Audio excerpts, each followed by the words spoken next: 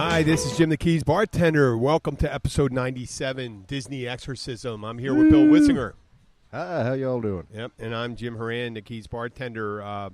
It's a hot day down here in the Keys. It is another hot day down in the Keys. Yep, and today our featured bar will be the Atkins Park Restaurant and Bar in Atlanta, Georgia. There we go. It's in northeast Georgia in the Highland, Virginia Highland area of Virginia Islands. You know that? Yep. Oh, cool. So we're going to talk about them a little later. I hope they're listening. We'd like to thank Jade for sending out her post for that.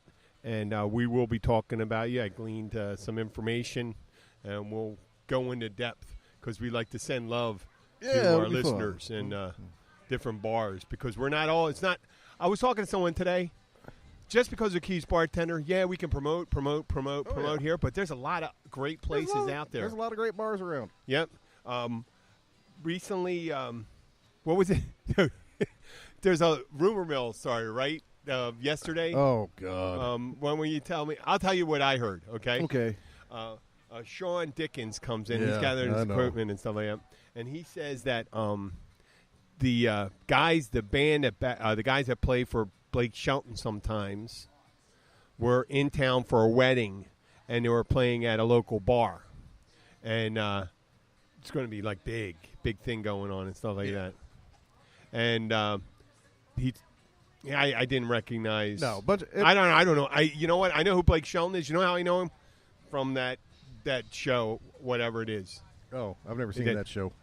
The No. The Voice. Yeah, no, never seen it. Maybe like snippets of it, 2 or 3 minutes. Just so long what enough happened? So what was it? Good Nashville players. Part of it was right there in town for a wedding. Yeah. And I mean they're good Nashville guys. I'm sure someone might have played with Blake Shelton at some point, but we had a good time. It was had Alex Caldwell up there set up, and we did a jam night. The Key Billies played some, and they played. They did some really good stuff. It was a lot of fun. I saw a picture with Cody in the background. Luke playing. Was Luke up there? Yeah, Luke was up there. He came up. And me and Luke played a little bit. And Cody played a little bit with Luke. Yeah. And then what else we do? I played a couple songs with Alex. Yeah, just got some people up. Had a good old time. Yeah. Yeah. Luke Glenn is a regular, one of our regulars. You'll hear him on Wednesday. Yeah, he'll be up here tomorrow. And he's bouncing around in different places down here. He's a denizen of the Key Largo. You find him in the Cribbing Club and your local Mom's Taxi. Yeah, Mom's Taxi. He's That's the driver. where he is right now. Well, if we had our way, if we get enough listeners and stuff like that, maybe you won't have to drive a taxi anymore. But I don't know, man. It's as long as he gets one of the air-conditioned ones, that's not a bad gig. Yeah, it is. Just sitting around driving. Driving is not a bad way to spend the day. Sometimes in the Keys it sucks. This time of year, maybe not so much. But I guess he's still getting business out there and stuff. Oh, yeah. And it seems to be a little slower right now. I actually going in the supermarket, like I said before, when most of the people, every time you go down an aisle, most of the people you do see are people you know. And over the weekend, we had a series of, I guess they would be prank phone calls. What? Kathy got the first one. At the catch? Yeah. That's pretty funny. I think it was a Mexican guy trying to do a southern, a gringo southern accent. Okay. So, and she mentioned I got the second one. She got the first one on Saturday. I got the second one on Saturday, and it kind of like sounded like this. Hi, y'all. You just making fun of me and all. And this is exactly how it said. You're just racist. You want to make fun of my accent and all that stuff. Blah, blah, blah, blah. And it was every third word I understood. And they go, excuse me? And the guy sounded angry but also kind of laughing. And I'm thinking, wow, this is the lamest. And I do bad. I know a lame accent when I see it, but I can do a little better than that person. And they were just twanging all over the place. That's pretty funny. And I was speaking. And I think they were trying to curse me out a little. Probably. I didn't quite get it. And the fact that they did it twice, and I don't know. That's like blathering when you go prank call. Prank phone calls should have a point. There's a good bit where I did mention this before. You call a Chinese restaurant, you give them a long order, and then you say, hold on a second, I'm going to get my brother-in-law, and he's going to, you just repeat the order back to him, and he'll tell you if it's all right, okay? So what they do is they get another Chinese restaurant, and they put them on with that. So the person repeats the order back, and I don't know what happens, and they go, they say the time 20 minutes. Don't come in for 20 minutes. What do you mean don't come in for 20 minutes? You're ordering from us, you know? You're telling, with the Chinese accent, and they start arguing back and forth. That's a great prank call. The guys, the Jerky Boys, did kind of interesting ones, but prank calls have really came in. The funny thing about this is that these guys actually probably thought they were funny, and they had their area code kept in it. I just wish they had more of a point to it. But that Southern accent brought me back to my roots here. We have a couple stories here. One's Disney. Disney. Yeah, Disney is such a huge part of the economy down here in Florida. And since Go do the Disney Death March. Yeah, when I was 8 years old, or I guess maybe 72 it opened in Florida, something like that. Something like that. I think it was 8 or 9. And we were there the year after it. And actually it was magical. You walk down the center of the Main Street. Now it's like, God damn it, you got even with those rush passes you get in there and stuff like that. Yep. You're waiting 3 hours. And the way they have the zigzag line, but the Death March. You go in there and they put you in and you think, I'm finally getting into it, and finally you get to an area with another zigzagging set, and they may have like up to 3 of them. And back in 1980, my mom lived in Tampa, and my sister, my brother, and I were visiting her from Philadelphia. My brother was living down there at the time, maybe with my mom, because he was younger. And I was driving this Ford Falcon, and I don't know how many 50s people. We drove 7 people. It had to be a bigger car. It had to be a bigger car because I remember driving. You can't get 7 people. No, I must have drove a truck or something like that. But we went at 5:30. How about a Ford Fairlane? Okay, well, whatever. You get 7 people in Ford Fairlane. It was a big sedan. Yeah, that was Fairlane. The Falcon was the little. And I think it had a shift on the a column. Column shift. Yeah, and I had to learn that. I had to spend I had spent a whole month of July loading peaches in downtown Tampa. I was 16 years old. There you go. And yeah, loading out. I was all like 6'4" and 155 pounds, loading those 40-pound boxes of peaches. And the guy told me I could eat all the peaches I want, and I ended up not eating a peach for years. Not ever eating a peach again. For years. But I had all this extra money, and I said I'd take the family to Disney.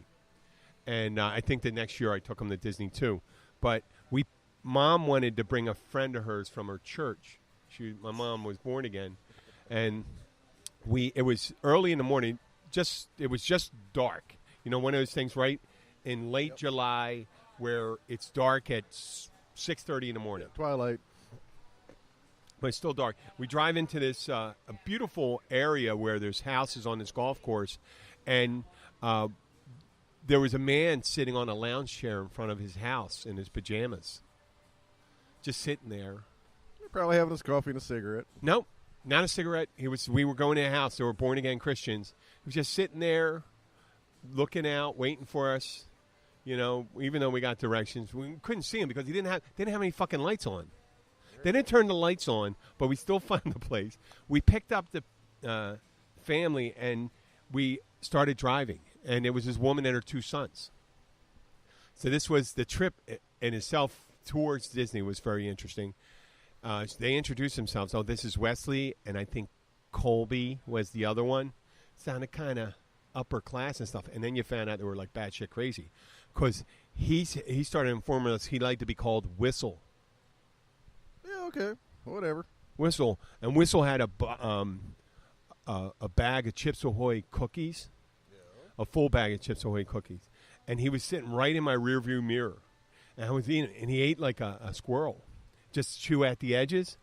And I seen him open the bag once for like 40. I didn't hear it, just look at it. And all of a sudden my brother goes, hey, how long is it taking you to? My brother was like 13 years old.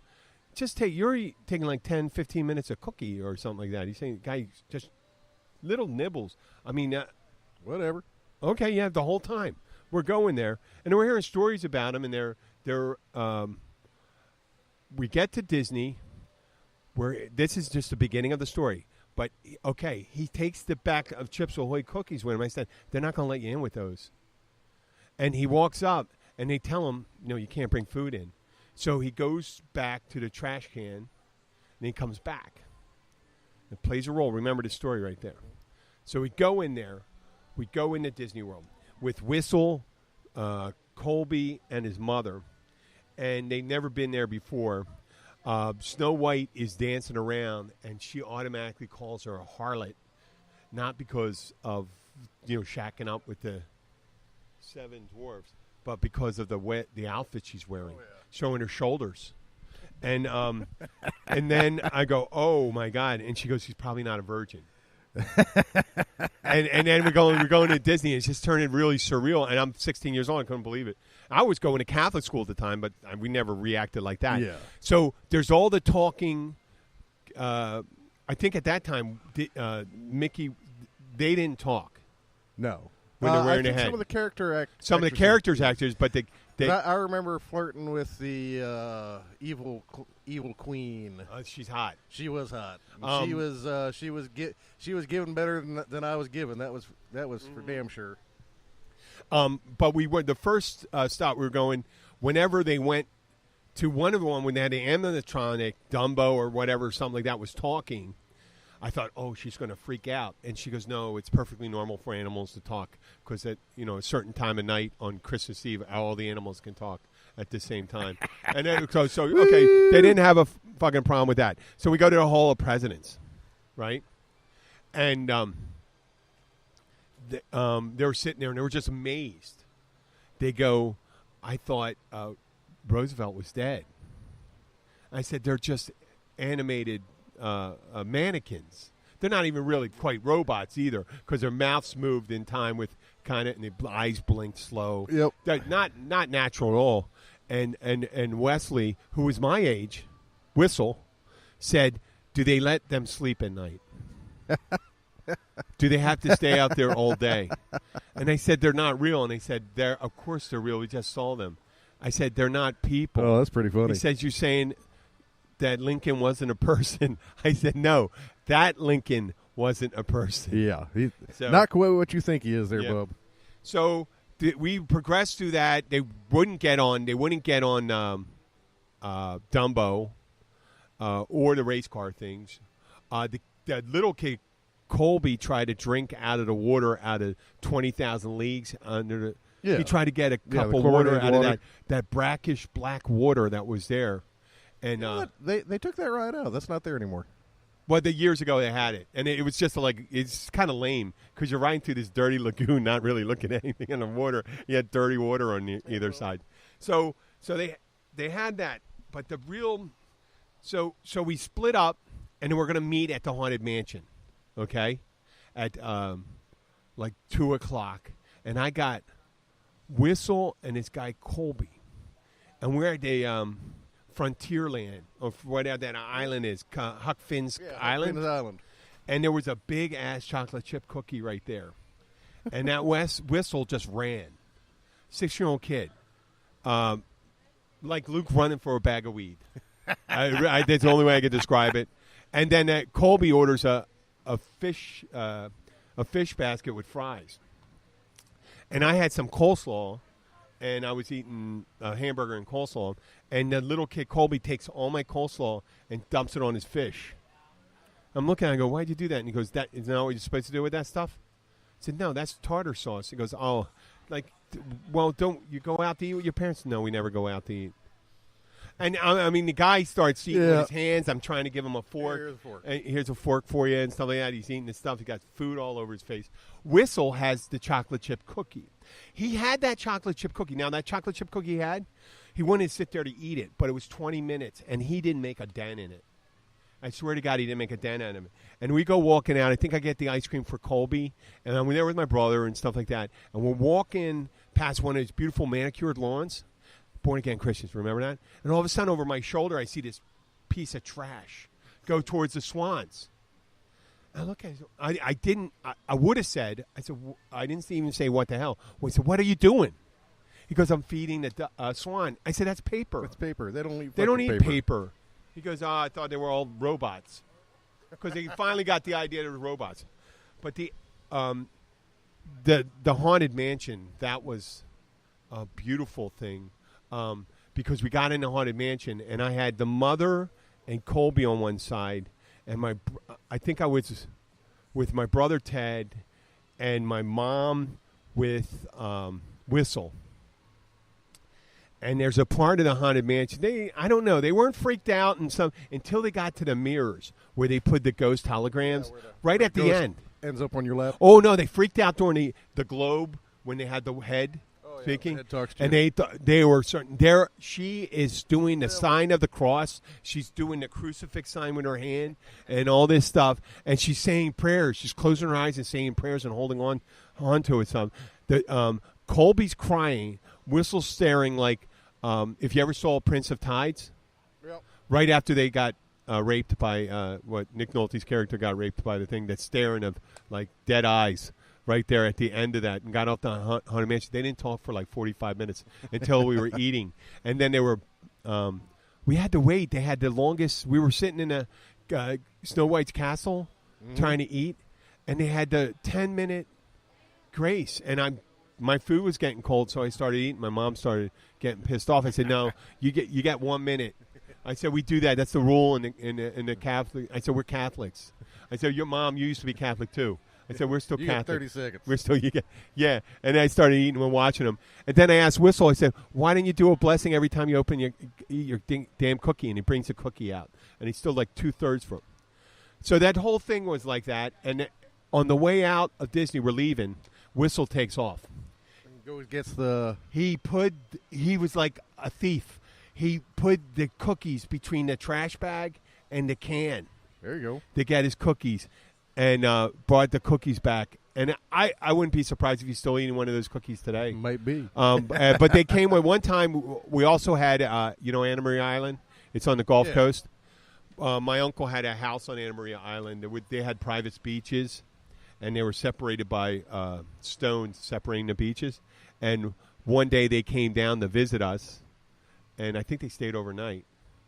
And a storm had just happened or was just rolling in. And we said, you shouldn't really go out there because the Gulf is normally really calm.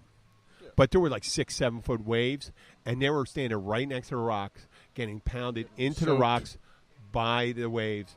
And that was Whistle, Colby, and his mother, the Born Again, and the Disney Exorcism. To this day, I wonder how that guy turned out. I have the others. I'll tell you about my cousin Dewey sometime. Well. My cousin Dewey from West Virginia. There you go. He's my step cousin. He actually married 3 women. The last woman he's in jail. I think he's in jail for murder because he killed her. He married. You seen a picture? They had a family picture. Dewey's second wife or third wife was about 30 years older than him. He was 24, and she's sitting, and she was a big woman. She was a big woman. She's sitting, Dewey standing with the rest of the kids, and it looked like a family picture of that. And I said, what? That's Dewey have another mom, a stepmom or something like that? And he says, no, that's Dewey's wife. And then a couple years later, I said, what's happened with Dewey? Dewey's in jail. Yeah. Do you want one? No, I'm good, thank you. I'll have one. I'll be over. Dewey, I wouldn't be surprised he's still in jail right now. It could be. Yeah, Dewey and his little brother. They were funny guys.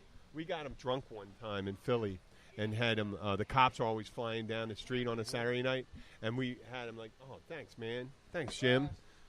Every time a cop went down the street, we just pretended to say that he was busted. He drank a half a can of Old Milwaukee, and Dewey thought he was going to be busted by the Philadelphia Police Department when he was 16 years old. Yeah. But he did eventually get busted for murder. Yeah. Well, there So, you go. there's a feather in your cap. Yep. Okay. I don't know. Well, yeah, I suppose they will arrest you for public drunk in Philly, but you got to be pretty. You're right. You do. They don't do that lightly in Philly. They don't have a lot of extra room in those prisons. You really got to be trying. My father, the retired Navy guy, he one of the last jobs he had was as an educator for the Philadelphia prison systems. He taught life school. No, my dad. Yeah, no. My dad. You didn't get a chance to meet him? No. Great guy, and he loved that job. Oh, I bet it was a ton of fun. You know why? The people loved to see him. Oh yeah. He had men and women. They loved to see him because he wasn't a guard. Yeah. Right. And always he was there just to teach them things. And they'd always ask for stamps. And one time he showed the movie Saving Private Ryan. Okay. And one of the older prisoners, an older black man, he's just sitting there. He's staying behind at the end of class, and he's crying. He was crying at the end of Saving Private Ryan. Because, I never seen a movie like that before. He said, it just touched him. There you go. And I said, and he said, what did you feel about that? And he says, I thought it made him, even just showing him a movie, spent a little time. But that's, I don't know how that got him, when we got to Philadelphia prison. Oh, public drunkenness with Dewey. But it's time to get talking about our featured bar, the Atkins Park. Atkins Park. Restaurant and bar. It's started as a deli in 1922. Damn. It's almost 100 years old.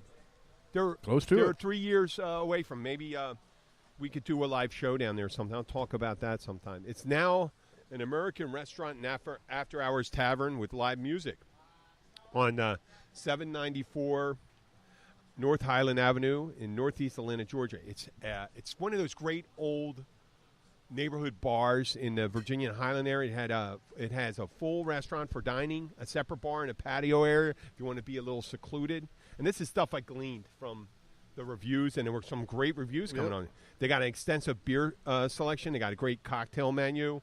They have excellent burgers. They got brisket, calamari, hand-battered chicken tenders, shrimp and grits, just to name a few items.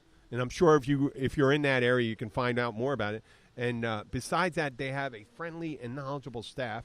So if you're in the Atlanta area, it seems that this has to be the go-to place. It's a real strong neighborhood bar. They got sports. I think they do have a pool table. I'm going to double check on that. But we'll be posting their picture is going to be on the cover of this episode 97, and maybe some weekend or during a down period there and an up period there, we can do a show. Yeah, they got one over by Druid Hills and another one close to Midtown. What? They got two. They got two restaurants? Two. Okay, well, I only have the one right here right now. But if there are two, I'm sure it's great. But this, maybe they franchised it or something. I don't know. They're showing two locations. Okay. Well, that's still pretty cool. It's a beautiful neighborhood. It's in Atlanta, and I'm sure it's a place we'd like to hang out. And someday we'd like to, when we take our show on the road, we could do that. Maybe bring the Cody James and the Keybillies in there, down there, or Luke will be with us, so maybe it'd just be Luke and Bill. But hey, we've got some. I'll tell you, choice songs I think Atlanta's a big city. Atlanta's a big city, but I'm sure you get country folk to come in, and that's what you're going to see if you see Bill. You'll see someone that looks like country folk. And Bill and Luke, but they're not really country. They're kind of, they're very urbane. Would you say that? I don't know. And experienced. I think you guys are really... I'm not sure what that means. Urbane? Urbane, like urban. You know what I mean? Fucking with you, Jim. I mean, just fucking with you, Jim. Okay, yeah. I mean, urbane. It's exactly how it sounds. It's a urbane. Okay. So... I'm going to tell you the tale. The best story is the tale of Monkey Boy. Okay. Sunday night at the Catch restaurant. Sunday night. What? Oh, I was sleeping Sunday night. Oh no, I made Sandy dinner. Sunday night. Oh man, we did. I did stuffed poblano peppers on top of chicken, and it was really poblano good. peppers. What? Yeah. Are they hot? No, they're moderately, maybe just a little bit of spice. Mm-hmm. Just a step up from a What bell pepper. do they look like? Like size? What do they look like? A bell pepper? Or Similar to a bell pepper, but they're pointy. Okay, I know what you're talking about. What color? Dark green. Dark green. Poblano. Poblano. Yeah. Okay. Yeah, we did stuffed peppers. It turned out really good. Well, you would And we wrapped them in bacon. you would have fit into this conversation, Bill, on our side. So let me set the scene. I'm there with Pam's Bob. Okay, Bob's a longtime resident down here. He's a property manager on Millionaires Row down in Almirada. Bob hobnobs with, like you two, with famous people. But he's a downer. He's a grumpy old bastard. I have a good time with him. Oh, yeah, so do I, but he's a grumpy old man. I'm a grumpy old bastard. Okay, well, we were having a good time. These two guys come in. And these are the two guys I told you about, the group of guys that came in and got the lobster from the canal. Yeah. And then we found out you can get lobsters from the canal as long as you had a unrestricted view of the water going out. Then you had access to and they were in Adam's Cut. Really? They were in Adam's Cut? Fuck, man, I wouldn't dive in that just because you die. I know, the boats, right? Boat traffic. Yeah. But they had a shitload of lobsters. So they came in. And I did, I don't always know if someone comes in if they had slight mental handicaps or they had a little too much to drink. But they ended up getting another ride from someone at the end of the night. So let me tell you. But they come in there ordering lobsters and stuff like that, and they're friendly, and they don't even finish their drinks down there. You get them the drinks, and that same day I had. I'll tell you about the thing with Carter. But these guys were in their late 20s, early 30s. And Bob and I start talking, and they were talking about the lobster, and then we started talking about they came down right after Irma, doing recovery work. Yep. And they stayed, and they started renting pontoon boats and stuff like that. There you go. And started a business. And it's amazing they're still around on their business because of the way they're behave outside, but they're nice guys, and we started talking about exotic foods because we were talking about they were moving dirt around, sand, and someone said you need the sand on this beach because of sea turtles. It's a nesting area, and they were. I think he was moving sand to that area for a price, but moving sand there, and the authorities were saying no, you can't move it there, and he said, but that's the area where the sea turtles nest. Don't you need the sand there? So, and to this day, they said the sand's still piled up in the areas where it's the sea turtles don't nest. But we started talking about sea turtles, and someone said, and it just came up in conversation, says, well, my friend says sea turtles are delicious. And then we're going, exotic food. We started talking about exotic foods. And Bob and I were just in the right mood to bullshit.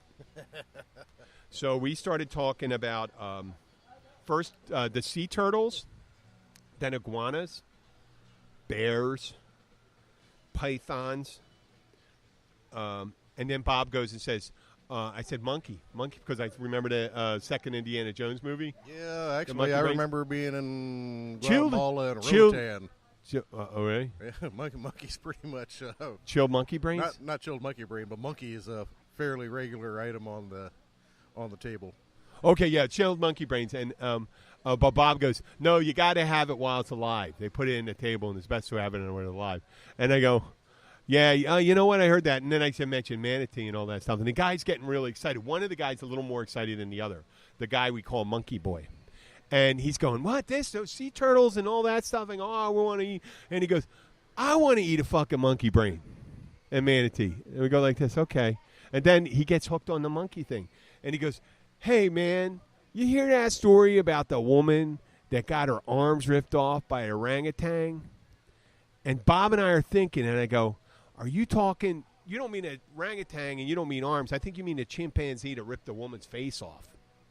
Could be. I know it could have been the other one, right? But he goes, I'm 100%. Orangutan is pretty capable of taking. Oh, no, her it is. off. Right. But the big story I remember was a chimpanzee. Because the way he told the story, she was visiting a friend, and the friend had the animal, and the animal attacked the woman. And it was this attractive woman who had her face ripped off and stuff. So he says, no, man, I'm 100% sure. I don't think he had a southern accent, but I'm throwing that in there because I'm 100% sure that it was an orangutan. I got the YouTube video. And I go, what? He said, you know what? There's some things I don't need to see.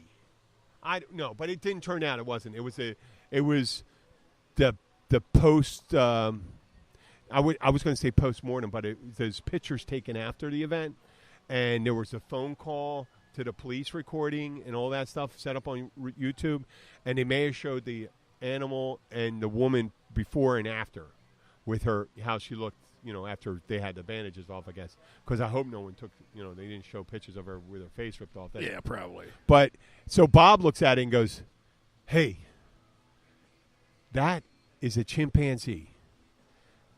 And her arms are still there. Her face isn't. And the guy goes, my bad. And the line that capped the day, he goes, boy, that monkey was a fucking asshole. Like the monkey did it on purpose. I mean, imagine you had to live with some woman and she just kept you on a thing, and friends came out, you had to come and dance for them and shit like that. I think I know some people in that relationship. Oh yeah, but when you kind of rip someone a new one if they kind of fucked like around. I know people. I think in they that were feeding it relationship. Xanax or something like that, and it got all fucked up. But he goes, my bad, but that fucking monkey is an asshole. It's like you just say, sitting at a bar and a monkey just come and tear it, because that fucking monkey just ripped that woman's face off. There you go. Yep. You don't have any. Yeah, what's the most exotic animal? I saw there was a cheetah in Boca Raton. We were visiting my father's cousin, Dana. Okay, I got and a they had a monkey story cheetah. for you. They had a cheetah on the other side of a high fence in an enclosed area at the pool, and it was just walking back and forth and stuff like that. And I thought years later, I said, the person that owned that house was a fucking asshole.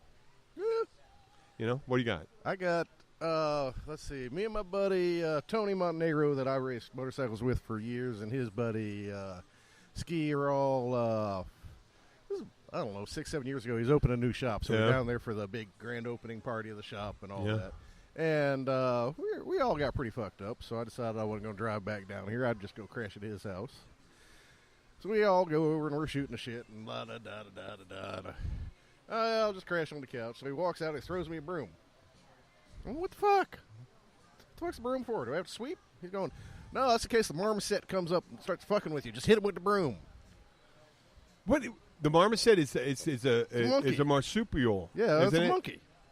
Is it the same? Is it a mammal one or a marsupial? No. Does it bear its young life? It's not a marsupial. No, it's a fucking marmoset's a monkey? Yeah, it's a little monkey. Is it He's real? got like 3 of them. He's going to have the monkey start fucking with Are you. they Just hit him with assholes? the broom. Oh, they're assholes? Yes, I guess they're assholes. They didn't fuck with me. They were talking about this place, the resort, where they fucking monkeys come in and start drinking all the drinks, and they fucking start getting whacked up and bothering people. There's monkeys that go and raid those camps, those overseas camps, and they steal shit from you. Which, I mean, can you blame a monkey? A monkey has to have a job. I had a dog that liked to be drunk. That's supposed to be really bad for a dog. I had a basset hound. You couldn't put a beer on the table. Really? You just he'd come over and knock it over and drink the damn beer. Really? Oh, yeah. Just lap it up? Oh, yeah. How big was it? Big. Basset hound, 100 okay, pounds. the biggest thing for them is because they don't know portion control, right? Yeah. Obviously. So if it didn't drink like 3 beers, I think it'd be all right. No, his idea of brisk exercise was a nice quick waddle to the food bowl and then back to the couch. My dog loves wine. Just loves that. So fucking. I mean, I can have a cup of coffee. It doesn't jump on a thing. I've got a glass of wine. Roxy will jump on my lap and start going looking at the glass and get it. But Roxy's 8 pounds. Yeah. So, I mean, that's 1/30th. Yeah. 1/30th my size. So, she can't have an ounce. She can't have. She can't have an ounce. An ounce is over a bottle of wine, if they process it the same way, which they don't. So, but she just gets all nutty over that She loves that. There you go. That fucking wine. In McGeehan's, so you met the guys from McGeehan's.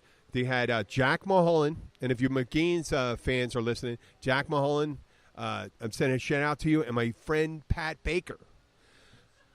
Jack Mulholland had a monkey. I think it was one of the little ones. It could have been Spider monkey, capuchin, capuchin, or something like that. And Pat Baker had an alligator. And I think at one point he just had a baby pool in his living room. It was a bunch of guys. And he always wanted the monkey to fight the alligator. Unless the alligator got pretty big, that monkey would have probably hurt the alligator. I think the alligator would have to get probably like 4 feet. Yeah, I don't know, man. You get a 3-foot alligator. That's really a handful. Yeah, but they don't grow. I mean, they don't grow like in captivity the way they do. You know what I mean? Like fish. It's like fish in a fish tank. No, they pretty much keep growing. They do? Yeah. Well, how come when you take? Okay, I guess we're applying fish. I guess that would be called anthropomorphizing other animals. Fish will grow big even in a smaller tank. Well, I hear if you take goldfish and you take them out of the small tank and you put them in, if they survive, they can grow really big. Yeah, well, they'll grow really big in a small tank too. But the problem is they don't grow really big, not because they're not growing really big, just because they're poisoning the water. You only have 5 gallons. You don't have much filtration, and they're constantly pissing. Oh, okay. Yeah. I guess if I was living on my own pee and poop, I wouldn't be that big either. Probably not. Yeah. Do so well. Yeah. So, well, I mean, that's a good way to keep your. No, I'm not saying to keep your child small. Keep them. No, let's. Folks, just forget I said that. That's a fucking stupid idea. That's just a stupid idea. A bad idea for a bad idea. A bad idea for a daycare center. We keep your kids in a puddle of their own urine and poop in order to keep their size down. It'll save you money in the long run, and the food bill and clothing. You'll always be able to get a children's store, and children's clothes is always cheaper than. Yep. You hope is cheaper. But we were talking about the animals. Jack Mulholland had the monkey. Pat Baker had the alligator. And Pat was always suggesting that the alligator was going to fight the monkey. But the alligator was like 18 inches at that time or something like that, real skinny. Jack never brought the monkey out.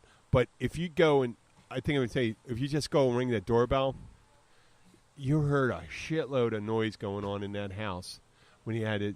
Just what unless you're like a shut-in or a paralyzed person. Yep. Because you got monkeys. Monkey could be a handy. Service monkey could be very handy. But if you're someone that has a regular job, but Jack was that kind of guy. He was funny guy. I think he was a horse's ass, they called him.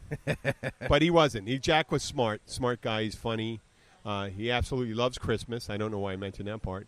But he had that monkey. I never know to this day what happened to that monkey, if he still has one. But just remember, don't go real big because Bob went off on monkeys and chimpanzees having the strength of and I know this is politically incorrect, the strength of a mentally handicapped person. So a mentally handicapped person has a strength like 3 times of a regular person. Okay. Well, I mean, I think because they don't know restrictions and stuff like that, they just don't think about the hurting themselves. They just think about just doing whatever they have to. It's fear is driving their and fear and lack of knowledge is driving their adrenal system. Yeah, okay. So I'll buy that. So if you have, hey Josh, if you have a monkey, and then they said old man, how about old man strength? And I said, well, old man strength is just you can't spend a lot of time getting hurt when you're an old man. Yeah. You just do as much damage as you can real early. So I said, Bob, what if you had a chimpanzee that was mentally handicapped and old? Be like a superhero. That'd be kind of scary. Yeah, that would be scary. And just a monkey that was really strong, but the old man strength could be negated by the mental. So other than my 2 friends there, Snake. I found a picture my brother had a small python in our fraternity house, and everyone thought, to watch them feed them the mice and all that stuff, and it escaped. And it must have climbed into the drop ceiling because it was an old fraternity house. And when I say brother, it's my biological brother who also became a brother. And they were so pissed at him. And I said, listen, if that snake's still alive, it's eating mice. It's eating mice. Let it go, man. Yeah, if you smell something, then it's probably dead. So that's the only two things. It's not going to grow to like 12 feet long and then come out of the ceiling and eat you. It just doesn't happen that way. It's just going to end up dying, and we're going to go and pull it out of the ceiling. Somebody's going to be remodeling the house, and there's going to be a dead snake in the wall. About 10 years later, I had to close the house because of some allegations. Oh, that is cute. It looks like the gremlin. Yeah, like Gizmo. Yep. That's one of his marmosets. A marmoset. Well, that is just wonderful. I mean, I heard some. How about down here? A friend had a skunk with, what do they call it? Deglanded. I don't know. I know a bunch of people that have house weasels. Weasels? That's like ferret. House weasels. That's like a ferret. Ferret. Yeah, ferrets. Ferrets are smart. Skunks are very smart. Little thieving bastards. What? Little thieving bastards. Mm-hmm. Magpies. They're smart. Ravens and crows. They say crows.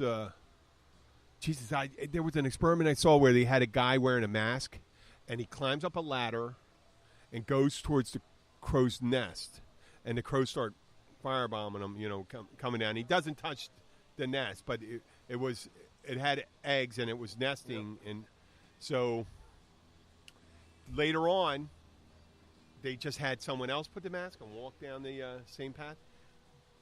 They ignored everyone else and went after the person with the mask on. Oh, yeah. Well, going, hey, I know you. Unless they either have a tremendous sense of facial recognition or a latex allergy. Right? I didn't mean that to be funny, but I mean, that's what it pretty much, a lot of times the correlation between a study, you have a fucking study and say, John Wayne Gacy, Ted Bundy, who was the guy that ate the young boys? Bundy? No, Bundy was the one, the sorority I know girls. who you're talking about. The guy from Wisconsin, I think. Oh, Milwaukee. Dahmer. They all ate Captain Crunch. Now, the correlation. You eat Captain Crunch, you're gonna be a mass murderer. There you go. But that just means that, they were pre-diabetic maybe or something like that. It has nothing to do with it. It's just one correlation thing like that. We mentioned this on Study and Effect when it comes to drugs. They advertise on the television. Oh, God, I know, yeah. Every time a counter-indicative result occurs, no matter how small, they do a test on 1,000 people, and 2 of them have rashes or suicidal tendencies. 2 out of 1,000. Yep. Then they'll have to say may cause suicidal tendency, giving you the impression, because whenever someone's announcing a drug and all of a sudden they go may cause suicidal tendencies. Well, I'm not taking that. I mean, how about homicidal ones? I mean, if you do a large enough study, there's going to be. I mean, do you throw that one out? You can't. That's the killer for a thing. If they say may cause homicidal tendencies. There you go. That was great. The woman down here that won the big whistleblower lawsuit, I worked for her. Oh, yeah. Cindy. She was a chief executive on one of the on the pharmaceutical company, and the drug. I forgot the name of the drug, but a woman. I don't even talk about it. What happened. It did a woman taking a drug, and there was a tendency for this to occur. But it was a tendency for it to occur, but they did not announce it in the disclaimer, and they kind of hid the evidence, and she revealed it, and she had a huge settlement.